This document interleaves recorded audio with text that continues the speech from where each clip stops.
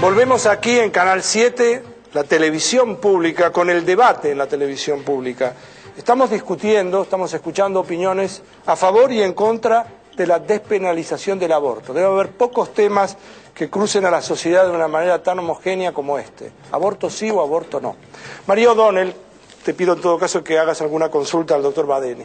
No, me quedé pensando, escuchando al doctor Badeni con esta idea de que hay vida desde el momento mismo de la concepción. ¿Qué opina sobre los casos de violación? Hay un debate incluso acerca de qué es lo que la ley argentina dice al respecto, si están permitidos o no los abortos en caso de violación. Y si la idea de que hay vida desde el momento mismo de la concepción no es una idea que tiene también una concepción religiosa, ética, dentro de un Estado laico en todo caso. O sea, si es una concepción, la idea de que la vida está desde el momento mismo de la concepción y que un aborto significa matar a un niño, una vida, no tiene que ver con concepciones que en todo caso son del orden de lo privado y personal de cada uno.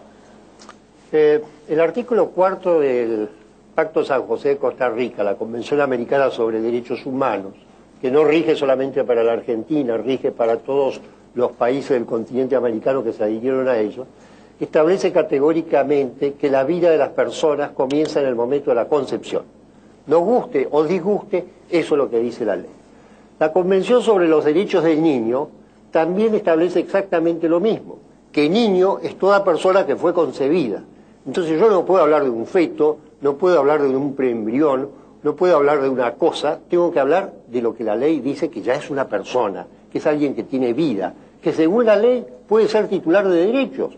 Puede ser titular de una donación, puede heredar, puede ser titular de derechos alimentarios, reclamar que se lo alimente, puede a su vez generar derechos indemnizatorios para un pariente con motivo del fallecimiento de eso que todavía no nació. Es decir, es un ente, es un ser que ya tiene vida, que se desarrolla y así lo acepta, al margen de lo que digan las religiones, que no viene al caso. Así lo acepta la legislación dominante en los países democrático-constitucionales.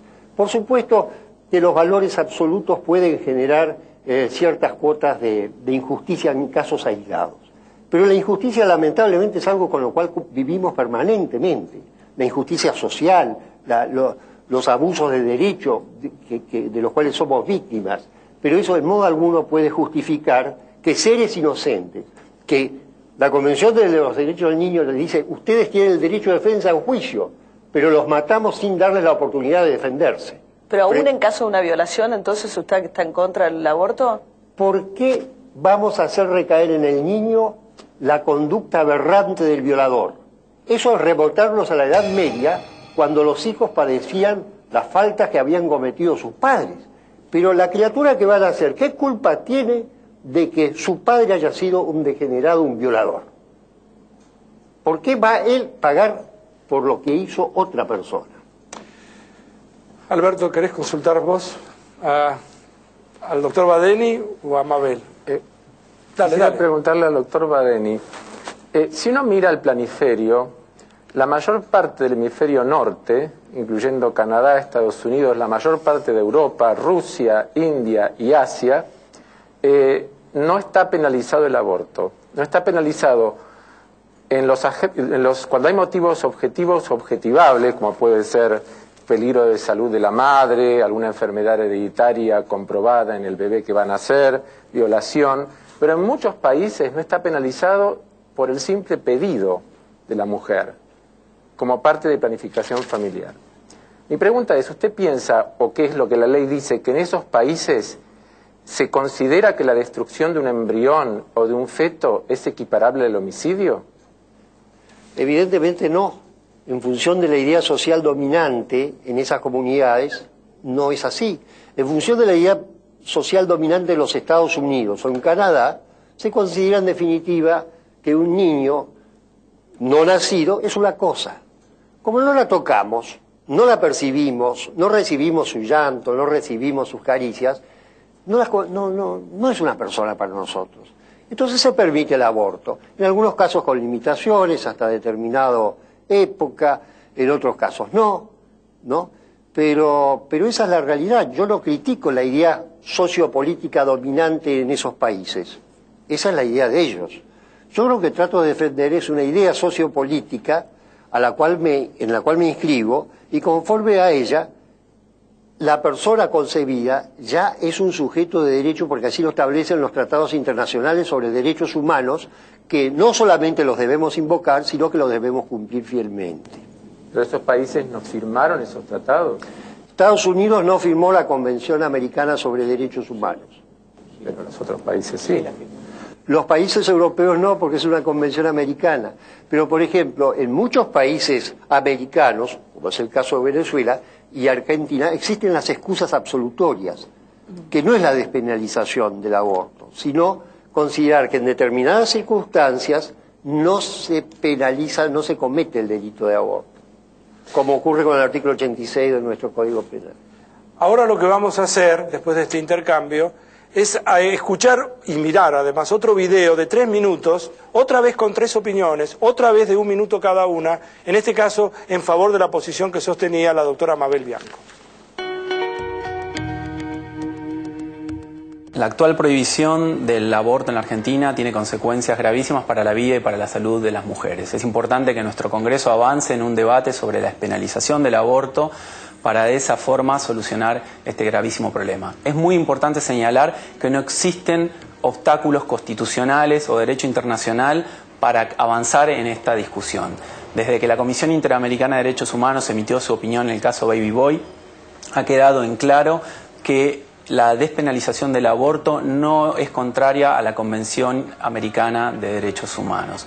Por otra parte, hay que resaltar que la imposibilidad de acceder a un aborto legal vulnera la autonomía y vulnera su derecho a la salud sexual y reproductiva, y además tiene un grave componente de discriminación, ya que hoy en Argentina, de las miles de mujeres que sufren las consecuencias por los abortos inseguros, la gran mayoría son mujeres jóvenes, pobres y en muchos casos migrantes y de provincias del interior del país. Una primera distinción que tenemos que hacer es las cuestiones éticas y las cuestiones religiosas, porque las cuestiones éticas son cuestiones críticas, con participación de las personas en el debate, mientras que las cuestiones religiosas son dogmáticas. Por lo tanto, hablar de cuestiones éticas es hablar de cuestiones que pueden someterse a crítica y que no necesariamente se imponen a todo el resto de los sujetos.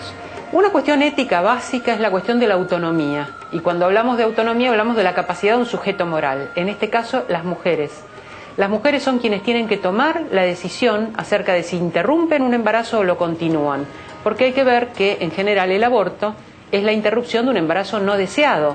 Por lo tanto, la mujer resuelve un dilema moral, un dilema ético, y es su conciencia autónoma la que tiene que tomar la decisión. La cuestión del derecho a la vida del embrión es un problema muy importante. La cuestión es que no es relevante para discutir la despenalización del aborto, porque no protegemos la vida del embrión penalizando el aborto. La postura de la Iglesia luterana con respecto al aborto refleja muchas veces las mismas tensiones que en la sociedad, pero considera y insta a sus miembros a entrar en el debate. Las medidas de prohibición lo único que han hecho es aumentar la muerte, y nosotros somos partidarios de la vida y queremos proteger en especial la vida de las mujeres jóvenes pobres, que son las que se someten a abortos en situaciones de riesgo. Consideramos que el Estado tiene el deber de legislar no para las iglesias, sino para toda la sociedad. Nuestra iglesia, cualquiera sea la decisión final de una mujer, le hemos de acompañar en todo el proceso, sea que decida continuar con un embarazo, sea que decida interrumpirlo.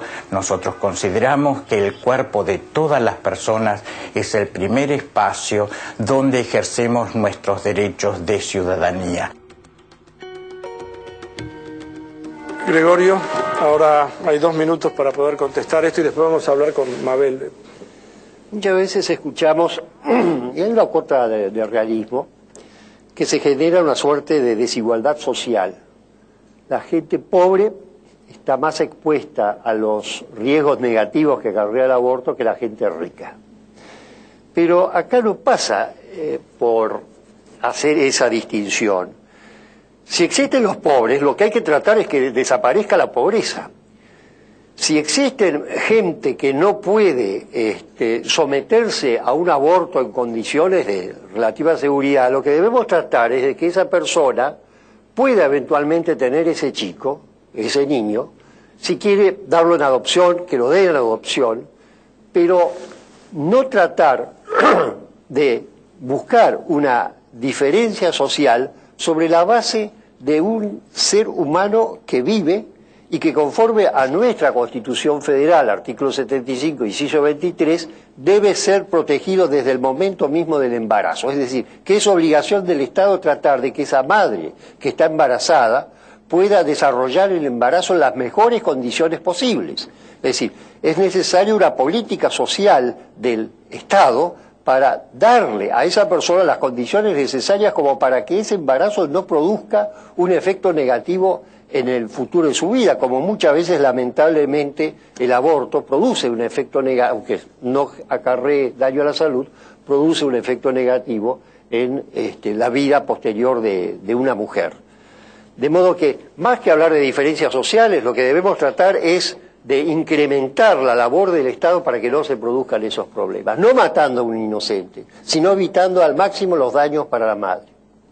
María, ¿querés hacer una pregunta a Mabel? Sí, Adrián, muchas veces se suele decir que el aborto seguro es un privilegio de las mujeres de mayores recursos económicos por todo esto que se ha enfatizado de cómo se producen las muertes en mujeres muy pobres en condiciones inseguras para el aborto. Pero finalmente si se despenalizara el aborto se despenalizaría para todas las mujeres independientemente de su clase social. Y la pregunta es un poco si Mabel Bianco cree que tiene que ver con un derecho de la mujer sobre su cuerpo, más allá de enfocarlo como un tema de salud pública y de las muertes que se producen en condiciones de abortos inseguros.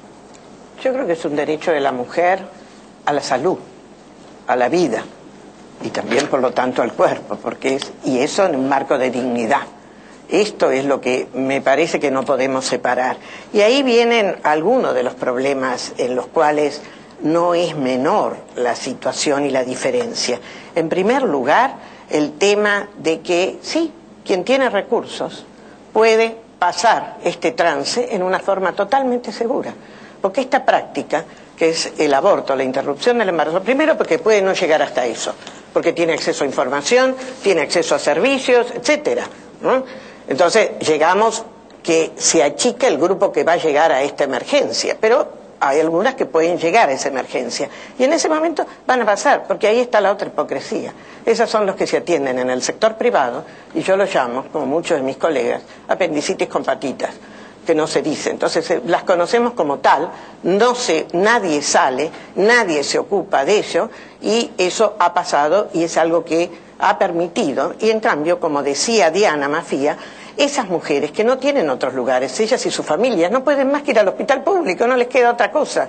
Y ahora tenemos muchas mujeres que no les queda otra cosa porque han perdido el trabajo. Bueno, no tengo que recordar toda la situación del 2001 para aquí. Entonces, hay una obligación del Estado, y el Estado no es solamente que tiene que interrumpir el embarazo, el Estado tiene que dar educación sexual, porque empecé por ahí. Después tiene que dar servicios de salud públicos, porque son los que acceden todas las mujeres, gratuitos, con aconsejamiento, con acceso a métodos cuando la mujer lo necesite, y también para un buen cuidado del embarazo y de la atención del parto, que hay unas diferencias horribles. En tercer lugar, debe de permitir que aquello que está permitido por la ley se haga en el hospital público en forma segura. Entonces el Estado tiene mucho que hacer. Las otras cosas que son las protecciones y demás, bienvenidos sean, todos queremos eliminar la pobreza, pero no con esto eliminamos la violación. Vamos a hacer una nueva pausa aquí en el debate en la televisión pública. Estamos escuchando distintas posiciones con respecto a un tema nada menos que este. ¿Aborto sí o no? Ahora volvemos.